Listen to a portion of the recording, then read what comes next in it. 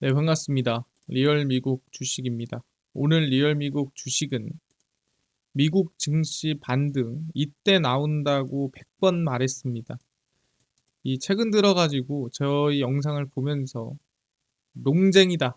또 어떤 사람들은 숏쟁이다라고 하면서 저희는 하락만 얘기한다라고 하신 분들이 있고 어떤 사람들은 저희를 상승만 얘기한다고 하신 분들이 있습니다. 근데 사실 저희는 롱쟁이라고 해야 될지 숏쟁이라고 해야 될지는 잘 모르겠습니다. 왜냐하면 저희는 이쯤 가고 이쯤 하락이 나오고 여기서부터 바닥 찍고 이쯤 올라올 겁니다라고 하거든요. 그 뜻은 숏과 롱을 다 얘기하고 있기 때문에 사실 이 누구는 숏쟁이로 볼 수도 있고 누구는 롱쟁이로 볼 수도 있습니다. 근데 이거 하나만은 확실한 게 여러분들이 적어도 지금 증시에서 웬만하면은 손실을 좀 덜 보고 수익을 좀 더 많이 볼 수 있는 방향으로 증시 방향을 같이 나누려고 합니다. 그래서 오늘도 마찬가지예요. 저희는 3월에서 4월, 적어도 4월 말까지는 증시 반등이 없을 거다라고 제가 계속 얘기를 해왔습니다. 한 100번 넘게 했죠. 그럼에도 4월에 왜 상승이 안 나오냐라고 한다는 거는 문제가 있다라는 거예요. 그래서 오늘은 증시가 언제 왜 어떤 흐름으로 반등이 나오는지 다시 한번 설명드릴 테니까 오늘 집중해서 배워가시면 될 것 같고요. 여러분들 댓글 하나하나 여러분 감사하다 잘 보고 있다 저에게 힘이 됩니다. 영상을 만들 어떻게 보면 의지가 만들어지고 있으니까 댓글 많이 달아주시면 감사하겠습니다. 그 다음에 요즘에 좀 미국 정보가 좀 민감하죠. 빠르게 봐야 되기 때문에 저희가 보고 있는 정보나 뉴스들을 같이 나누고 있어요. 저희 유튜브 메인 화면에 무료로 텔레그램을 올려놨거든요. 예, 이 텔레그램 주소를 누르시면은 이렇게 저희가 보고 있는 정보를 같이 나누고 있습니다. 그래서 실시간으로 같이 공유를 해드리고 해외 거는 분석돼 있는 거 같이 올려드리고 하거든요. 그래서 상당히 중요한 내용들 빠르게 나누고 있으니까 저희랑 같이 보실 분들은 무료 텔레그램 들어오시면 될 것 같습니다. 그럼 오늘 영상 바로 시작하겠습니다.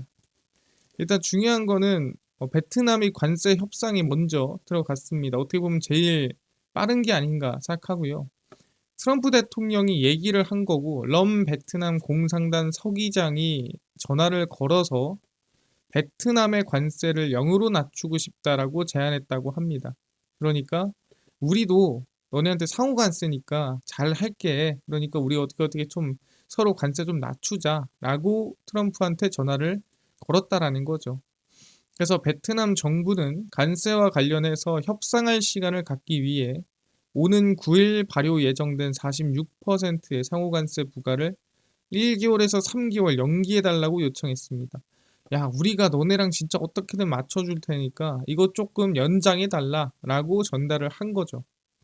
그래서 항공기나 LNG, 미국산 상품을 더 많이 수입하고 미국 기업의 베트남 투자를 촉진하는 조치를 취할 것이다 라고 얘기를 했죠. 그러니까 미국 입맛에 맞게 전부 다 해줄게 라고 얘기를 했는데 사실 뭐 요 정도면 트럼프가 좀 웃음질만 하거든요. 근데 뭐라고 했냐면 백악관은 트럼프 대통령의 발언이 관세 인하를 시사한 것은 아니고 그냥 뭐 엄청나게 우선순위에 있진 않아요 라고 선을 그었습니다.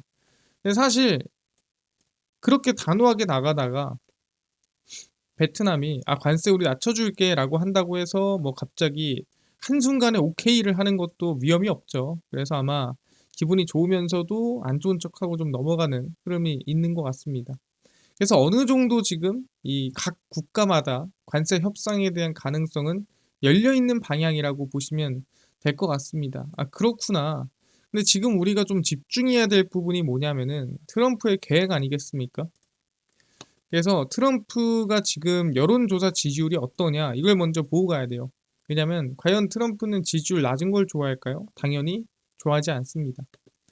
트럼프 미국 대통령의 지지율이 관세 정책과 시그널 스캔들 등 악재로 2기 출범 이후 최저치를 기록하고 있습니다. 그러니까 뭐 시작한 지 얼마 되지 않았지만 그럼에도 지지율이 계속 떨어지고 있다는 거죠.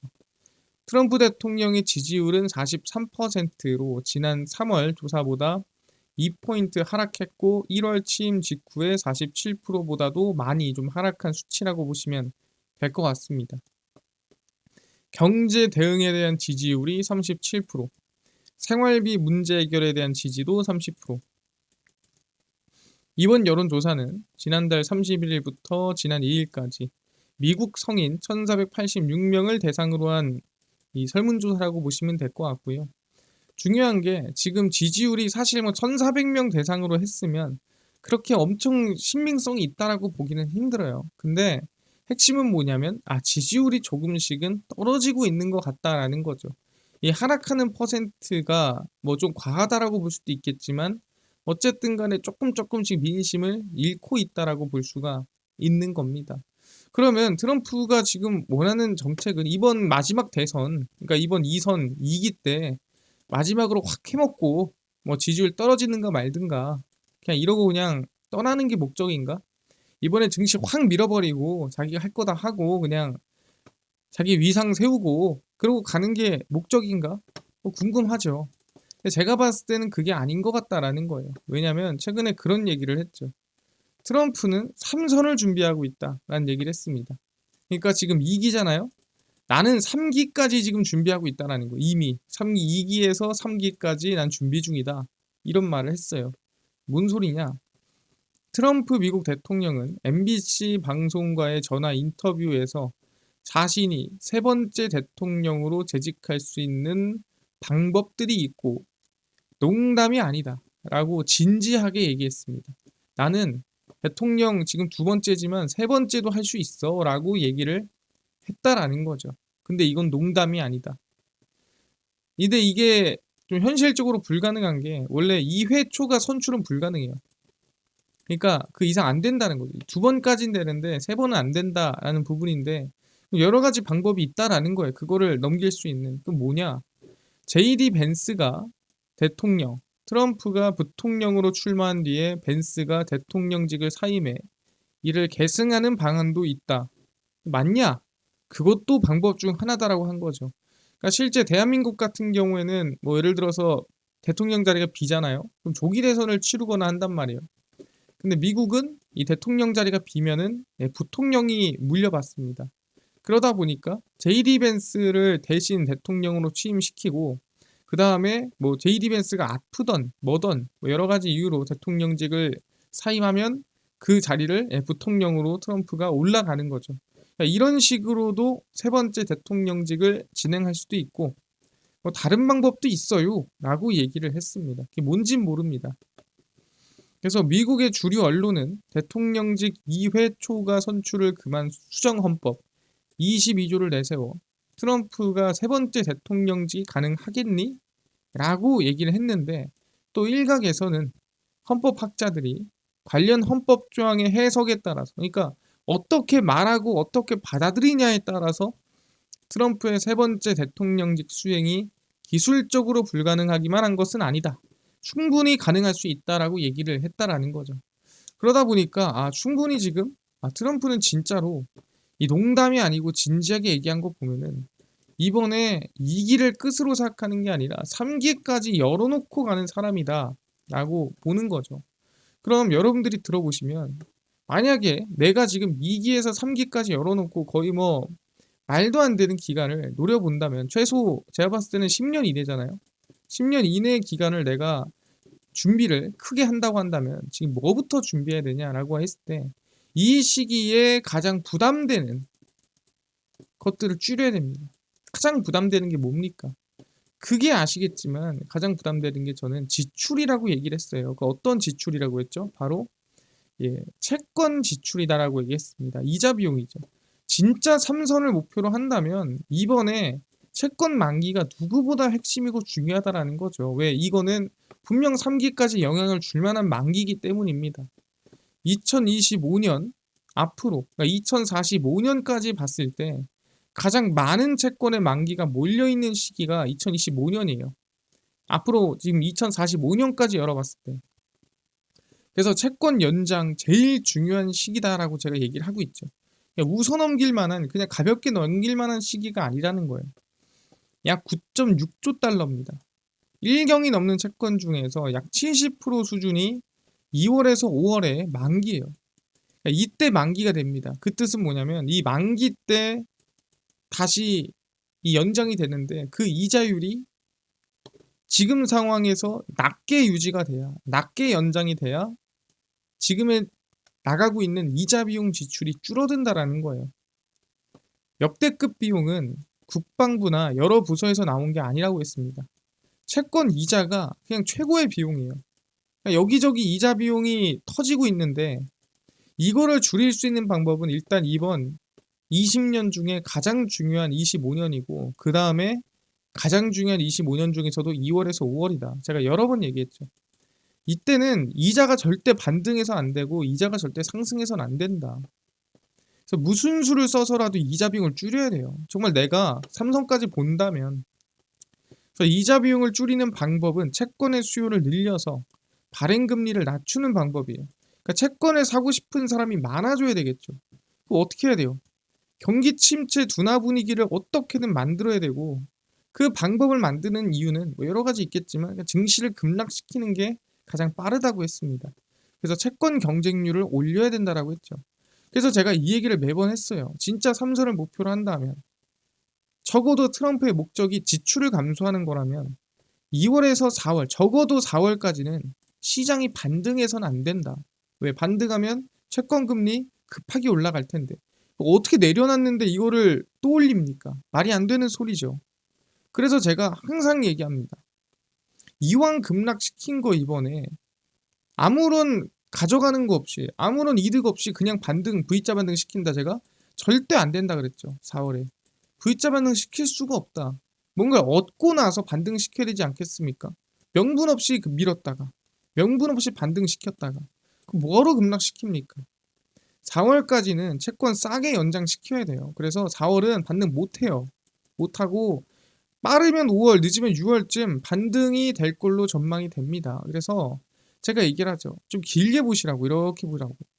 V자, 급반등 이런 거 노려보지 말라고 제가 얘기합니다. 그래서 이번 채권은 연장이 조금 많기 때문에 적어도 반등을 해선 안 되고 빠르면 5월에서 늦으면 6월쯤에 반등 전망을 가져야 된다라고 제가 여러 번 얘기하니까 여러분들 만약에 중간에 뭐 바뀌거나 그러면 알려드릴게요. 근데 지금은 이 전망을 유지하겠습니다. 그대로. 자, 이걸 보면서 항상 저한테 누구는 롱쟁이다. 누구는 숏쟁이다. 막 이런 말을 하시거든요.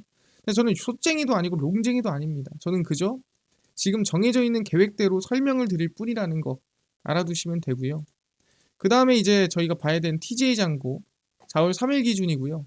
네, 어떻게든 3천억 달러 주변은 지키고 있습니다. 보시면 2,800, 4,000, 2,958억, 3,000, 다시 2,960억. 지금 세금 유입이 계속 들어오거든요. 4월 중순까지. 그래서 그 돈으로 지금 어떻게 잔고를 좀 지키고 있는 상황이다 보시면 되는데 4월 중순 넘어가면은 그때 바닥이 드러난다. 좀 말씀드리고요. 그때 바닥이 얼마인지는 제가 따로 좀 알려드리겠습니다. 뭐 가봐야 합니다. 네, 지금 엄청 낮은 수준은 맞아요. 여러분들이 조금 조심해야 되는 수준은 맞고 이게 4월 중순 갔을 때 얼마인지는 세금 다 유입돼봐야 압니다. 그 다음에 이제 영래포입니다. 영래포는 계속 바닥에 있죠. 말씀드렸지만 지금 부채한도 협상이 아직 안 됐어요. 그래서 대기 자금이 여기서 계속 놀고 있다라는 거 알아두시면 되고 뭐 크게 중요한 수치는 아닙니다. 당장은. 그리고 엔캐리 트레이드 청산 이거 끝났다라고 본다. 네, 얘기했죠. 이거 끝이다. 이거 나쁘게 볼 게 없다. 왜냐하면 국채 수익률 떨어지고 있죠. 그 다음에 실제 엔캐리 트레이드 청산 조건에 제가 N달러가 중요하다 얘기했는데 사실 이미 국채가 이만큼 떨어졌으면은 N달러는 지금 당장 큰 의미는 없다. 그래서 저는 엔캐리 트레이드 청산은 끝났다 말씀드리고요.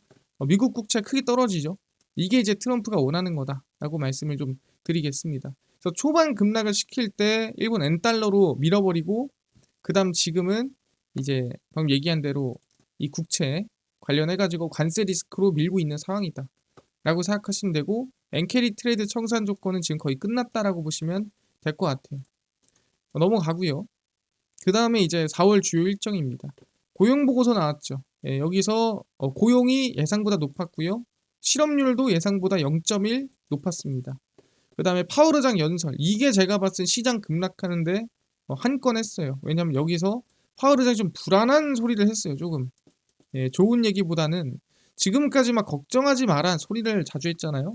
근데 이 연설에서는 좀 불안한 소리를 했어요. 그래서 시장을 좀 미는데 얘가 한 건 했다라고 생각하고요. 그 다음에 4월 9일 FMC 회의록 있고요. 4월 10일 CPI 소비자 물가지수, 오스틴 굴수비, 연준 총재 연설 있습니다. 그 다음에 4월 11일 생산자 물가지수, 4월 16일 소매 판매, 산업생산지수 있습니다. 그 다음에 실적 발표까지 좀 정리해서 다시 한번 올려드리겠습니다. 그래서 결론 내면은 TJ 잔고는 지금 2천억 후반에서 3천억 달러를 유지 중이고 4월 중순 이후 잔고가 진짜 잔고입니다. 바닥이 얼마인지 확인해야 되고요.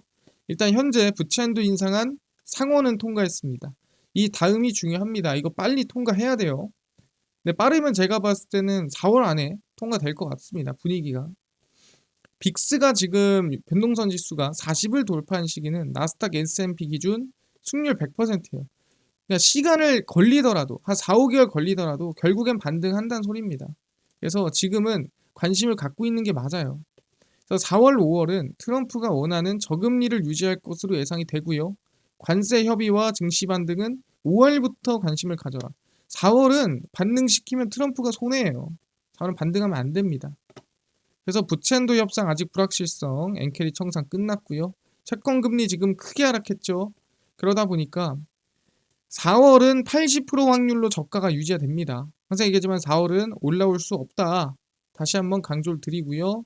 지금보다 80% 확률로 저가 유지하고 4월에서 5월 여기 저점을 찍어줄 가능성이 높아요. 반등이 아닙니다. 저점이 4, 5월, 5월쯤 나올 가능성이 높고요. 반등은 5월에서 6월쯤으로 전망을 한다라고 생각하시면 될 것 같아요. 제가 한 100번 얘기했습니다. 우리는 이 계획대로 갈 거니까 이 계획에 대해서 여러분들이 궁금할 수도 있어요. 그래서 제가 항상 수금일 저녁 10시 방송에서 올려드린다 합니다. 매번 강조하거든요. 그래서 바뀌는 게 있으면 제가 수금일 저녁 10시에 다시 올려드릴 테니까 꼭 봐주시면 좋을 것 같다 말씀드리고요. 그 다음에 미국에서 나오는 실시간 뉴스나 정보들 같이 제가 나누고 있거든요. 제가 봤을 때 공부해야 되고 집중해야 되고 중요한 내용들 이 무료 텔레그램 방에서 같이 제가 공유하고 있습니다. 그래서 이 텔레그램 방 들어오셔서 제가 보고 있는 거 같이 보면서 시장에 대한 방향이나 시장에 대한 계획들, 수익들 얻어가면 좋지 않을까 생각을 합니다. 무료니까요. 모두 참여하시고 현재 1448분이 참여하고 계십니다. 그러면은 오늘 여러분들의 최근에 응원이 좀 많습니다. 물론 여러 가지 얘기도 많지만 다 관심 하나하나가 저한테 감사합니다. 댓글 많이 달아주시고요.